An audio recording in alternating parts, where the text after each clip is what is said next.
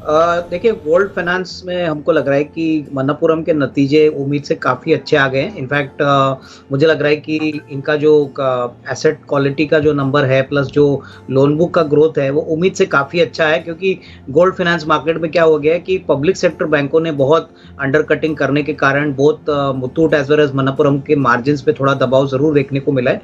आने वाले 6-8 महीने में हमको लग रहा है कि सारे जो कॉर्पोरेट बैंक्स है, जो रिटेल बैंक्स है, वो वापस कोर लेंडिंग के ऊपर फोकस करना शुरू करेंगे, क्योंकि इनके लिए गोल्ड फाइनेंस एक सप्लीमेंट्री अदर इनकम है। लेकिन अगर मणप्पुरम और मुथूट की बात करें तो इनके लिए इनका main core business gold financing है। और ऑब्वियसली जिस प्रकार के बाइंग अभी गोल्ड सेंट्रल बैंक्स की हुई है, ऐसा लग रहा है कि आने वाले दिनों में गोल्ड में थोड़ी सी अपटिक देखने को मिलेगी। तो ये सिग्नल्स काफी अच्छे हैं। प्लस रूरल इंडिया में होपफुली अगर डिमांड बढ़ती है और ऑब्वियसली क्रॉपिंग के लिए अगर लोन्स की रिक्वायरमेंट आती है, तो पहला बेनिफिट मणप्पुरम और मुथूट को आएगा, क्योंकि रूरल रीच इनका काफी अच्छा है compare to public sector banks. तो जिनके पास है वो होल्ड करे दीपांशु, लेकिन हो सकता है कि आने वाले 1 या 2 क्वार्टर्स में ग्रोथ थोड़ा सा मॉडरेट हो, मार्जिन थोड़े दबाव में हो, और होपफुली अगले साल डेफिनेटली इसमें अच्छी ग्रोथ देखने को मिलेगी। इस साल मुझे लग रहा है कि मुथूट फाइनेंस ने भी कमेंट्री में कहा था कि थोड़ा सा ग्रोथ मोमेंटम थोड़ा सा मॉडरेट हो चुका है, कंपटीशन बढ़ा है, तो नेट होल्ड करिए बट फ्रेश बाइंग न करे, ऐसा सुझाव देना है। नहीं, बिल्कुल। इनफैक्ट अनिल जी, ये खबर बहुत पॉजिटिव है, क्योंकि 1,76,000 करोड़ का अमाउंट अगर फाइनलाइजेशन ऑफ सेविंग्स में जाता है, और अगर इसमें जो सारे मार्केट के इंटरमीडियरीज है जैसे कि डिपॉजिटरीज है, एक्सचेंजेस है, मुझे लग रहा है कि ये डेफिनेटली काफ़ी बड़ा बूस्ट रहेगा। इनफैक्ट ओवरऑल इक्विटी मार्केट में फ्लोज के पॉइंट ऑफ व्यू से डेफिनेटली ये एक अच्छा प्रोसेस होगा। हो सकता है कि इसमें इमीडिएटली इसका इफेक्ट देखने को ना मिले, लेकिन जब ये पुश किया जाएगा गवर्नमेंट के साइड से, तो इसमें डेफिनेटली आपको थोड़ा और इंक्रीमेंटल इक्विटी का डिमांड देखने को मिलेगा। जैसे कि आप भी रिटेल इन्वेस्टर्स के बारे में ऑलवेज पॉजिटिव बातें करते हैं, तो ये 12-13 हज़ार करोड़ का जो SIP है, ये एक बात का संकेत है कि डिमांड इक्विटी के लिए और स्पेशली क्वालिटी इक्विटीज के लिए चलती रहेगी, और सप्लाई कम होती है तो बाजार में ये तेजी का जो माहौल है वो चलते रहेगा। तो डेफिनेटली इसका इंक्रीमेंटल गेन इस इनिशिएटिव से आना चाहिए, which is definitely positive for the market.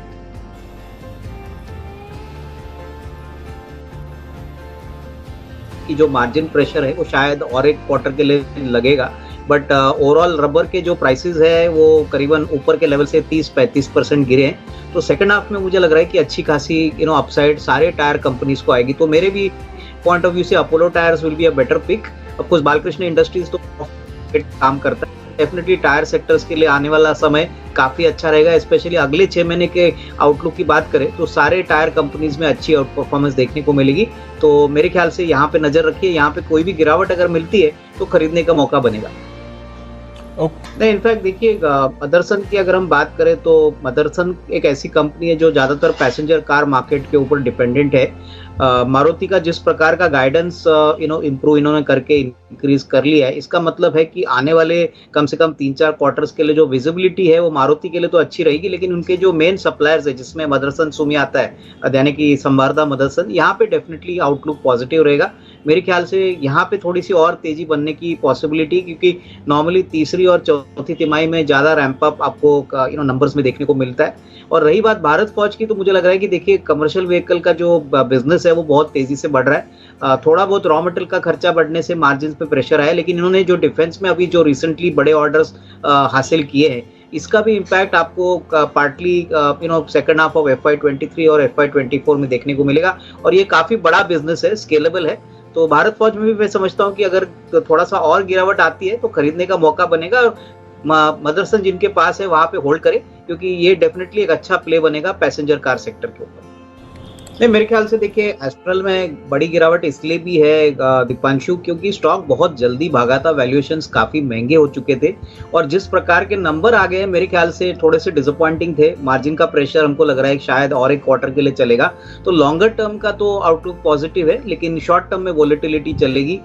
हो सकता है कि आने वाले 2-3 महीने में जो स्टॉक का मूवमेंट है थोड़ा सा मॉडरेट हो सकता है, लेकिन जिनको लोअर लेवल पे खरीदने का मौका मिलेगा उनको ये मौका छोड़ना नहीं चाहिए, क्योंकि देखिए लॉन्गर टर्म 150 साल का व्यू लेने वाले जो इन्वेस्टर्स है इनके लिए काफी रोड मैप काफी क्लियर है। शॉर्ट टर्म में थोड़े चैलेंजेस रहेंगे क्योंकि रॉ मटेरियल के खर्चे अभी एलिवेटेड हो गए हैं और उनको कम होने में कम से कम 2-3 महीने और लगेंगे। तो उस पॉइंट ऑफ व्यू से जिनके पास है वो होल्ड करे, और फ्रेश खरीदारी अगर थोड़ा सा और स्टॉक गिरता है, करीबन 5-6% और गिरता है, तो मेरे ख्याल से वैल्यूएशन थोड़े से रीजनेबल होंगे जहां पे एंट्री की जा सकती है। ओके, तो रीजनेबल लेवल्स आएंगे, अभी तक आए नहीं हैं, इंतजार करें एस्ट्रल पर। आज तो ऑफकोर्स आप 4% की गिरावट इस पर देख रहे हैं।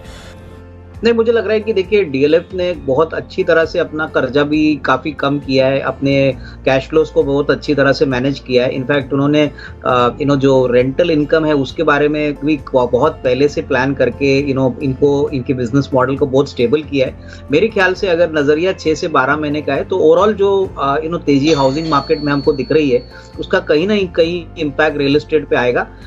इनफैक्ट जो अफोर्डेबल मिडिल क्लास और जो अपर एंड सेगमेंट्स है वहाँ पे सारे सेगमेंट्स में अच्छी ग्रोथ दिख रही है। तो डीएलएफ मुझे लग रहा है कि जिनके पास है वो होल्ड करे, और ये आउटलुक और परफॉर्मेंस मुझे लग रहा है अगले 6 महीने में और भी तेजी से इंप्रूव होगा। तो मेरे ख्याल से आउटलुक पॉजिटिव रहेगा, और कोई भी अगर गिरावट आती है या इवन करंट लेवल्स पे कोई खरीदता है तो अच्छी खासी risk reward even current level से बन सकती है। तो ये है आपके लिए डीएलएफ। अविनाश जी, इंतजार है इसके डीमर्जर रिलेटेड एक्शन को भी लेकर। स्टॉक में ऑफ कोर्स इंटरेस्ट जरूर है, हालांकि नंबर शायद इस बार उतना रिफ्लेक्ट नहीं करें। कि क्या अप्रोच रखते हैं सर 110-115 के बीच में एनएमडीसी? नहीं, मुझे लग रहा है कि दीपांशु देखिए खराब नंबर्स आ गए हैं, ये तो मार्केट में ऑलरेडी डिस्काउंट किया था। मेरे ख्याल से यहाँ पे जो डीमर्जर है ये डेफिनेटली थोड़ा बहुत value unlocking existing share holders के लिए देगा, लेकिन मेरे ख्याल से यहाँ पे ट्रिगर तब बन सकता है जब ओवरऑल मेटल मार्केट में चाइना की बाइंग वापस रिज्यूम होगी, वहाँ पे बड़ा ग्लोबल मेटल प्राइस के मार्केट में आयरन ओर की कीमतें भी बढ़ेंगी। तो लग तो रहा है कि एटलीस्ट चाइना कम से कम दिसंबर के क्वार्टर में या आने वाले अगले साल दैट इज जनवरी में मेटल मार्केट में अपनी बाइंग बहुत जोरों से शुरू करेगा। तो ये अगर होता है तो आपको मोमेंटम मिलेगा, बट तब तक मोटा मोटी परफॉर्मेंस थोड़ा सॉफ्ट रहेगा। इसमें कोई डाउट नहीं कि मेटल प्राइसेस और आयरन ओर प्राइसेस अगर सॉफ्ट रहते हैं तो एनएमडीसी का री रेटिंग इतना जल्दी नहीं होने वाला है, और मार्केट इसको डेफिनेटली इंतजार करेगी कि चाइना का बाइंग कब से शुरू होता है। तो तब तक होल्ड करे, फ्रेश बाइंग करने की गुंजाइश नहीं है। ओके, होल्ड करें, फ्रेश बाइंग करने की गुंजाइश नहीं है।